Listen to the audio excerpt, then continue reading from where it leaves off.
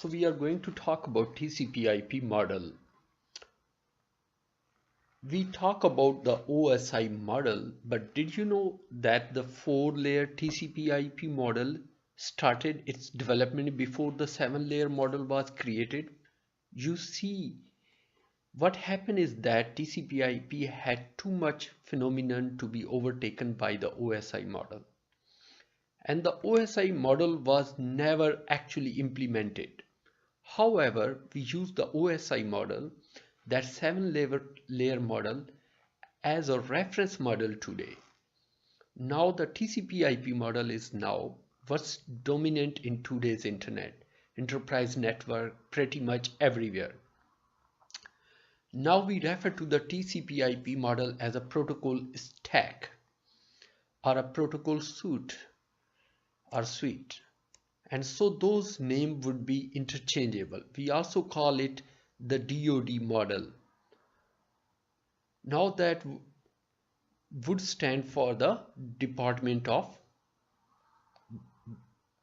Defense. So here is what happened. The OSI model's development started in the 1970s and it was published in 1980s. Now there was a network called ARPANET, and this was sort of the precursor of the internet. This was developed in the 1960s. And ARPANET stands for Advanced Research Project Agency Network. Now landmark packet switching network established in 1969. ARPANET was developed in the 70s by BBN. It was funded by ARPA, and then later that became DARPA, the Defense Advanced Research Project Agency, and eventually it becomes what we know today as the Internet. And it was in the 90s that the name ARPANET was kind of deprecated, or we no longer use it in 1990s. We call it Internet. Now in May of 1974, Khan and Cerf published a paper that was called a Protocol for Packet Network Intercommunication, and it talked about the idea that would be used later on in the TCP IP model. March of 1982, the Department of Defense declared TCP IP to be their standard for any computer that was used in military network. And then January 1st of 1993, the ARPANET switched from the old networking protocol to TCP IP. That old network protocol was called NCP, the Network Control Protocol. So again, TCP IP became the dominant network protocol.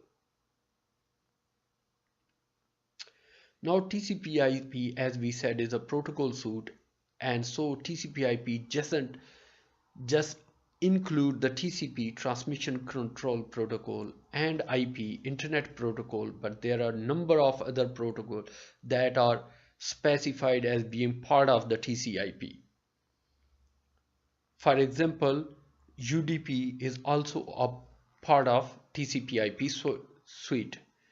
UDP means User Datagram Protocol. It would also include ICMP, the Internet Control Message Protocol, and a number of others. There is an application that are part of the protocol suite used for email, terminal emulation, file transfer. So again, the TCP IP stack or this protocol suite, it defines a number of areas of what we use today in internet working. So if we were to look at the OSI reference model, that 7-layer model, we can see that it sort of line up to the TCP IP stack. The TCP IP stack is a 4-layer model, as you can see on right side. On the other hand, OSI reference model is a 7-layer model. And the TCP IP stack include from the top down the application layer, which map across to layer 7, 6 and 5 of the OSI reference model.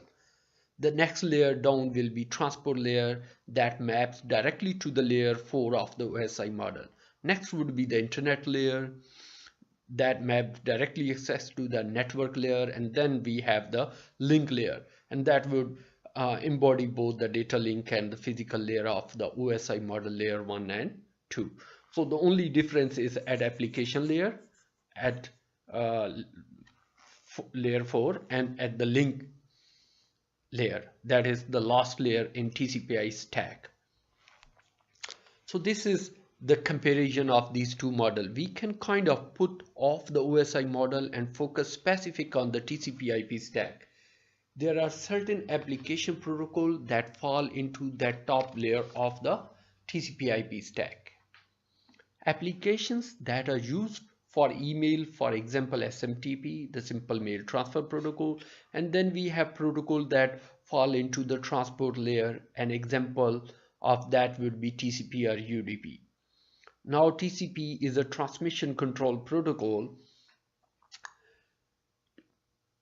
It is used for reliable connectivity. UDP on the other hand is the user datagram protocol. It doesn't provide any reliable services, but it's a fast speed. Now the internet layer again lines up directly with the network layer of the OSI model with the OSI model. We said that the network layer was responsible for logical addressing.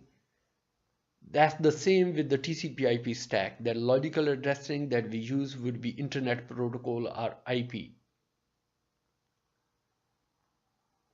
And then down the link layer, we also might call this network access layer. Again, this combines both physical and data link layer of the OSI model. So not only does it deal with the physical connectivity and the voltage and so on, but it also deals with the service that the data link layer provide, which is access to that media. So those are combined down here in one single layer known as the link layer.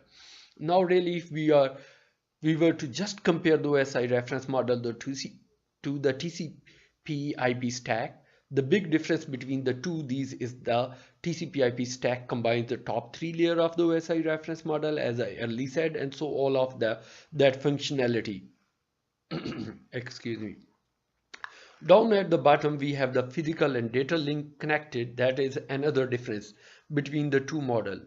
But really if we want to compare these, here is what we say. The OSI reference model is just that. It is a reference model and it is define the modularity, and then the TCP IP stack, while it aligns with it, it encompasses its own entire protocol ecosystem. Now there have been variants of the TCP IP model. We saw the IP version 6 and IP version 4 that has been developed, but again the TCP IP stack is again a modular 4-layer stack. Within the TCP IP model we still have encapsulation and de-encapsulation. So you might imagine that you are going to send a request from your web browser to the web browser. When that happens, you are going to send an HTTP GET request. Now HTTP is an application layer protocol. Remember we said that was handled in the TCP IP stack in the top layer called the application layer. So that HTTP GET request is encapsulated inside of a TCP header.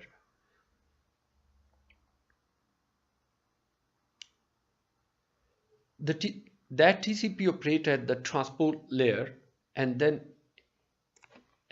transport layer still provides a service to the layer above it, which in this case is the application layer. So the GET request is encapsulated in TCP, which handles reliable connectivity.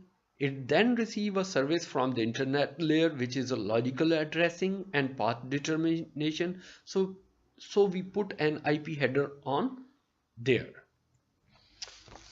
The next thing that happens is we go down to the physical layer where an Ethernet header is placed on the entire segment of data here. The entire packet is then transmitted across the wire. As that packet is transmitted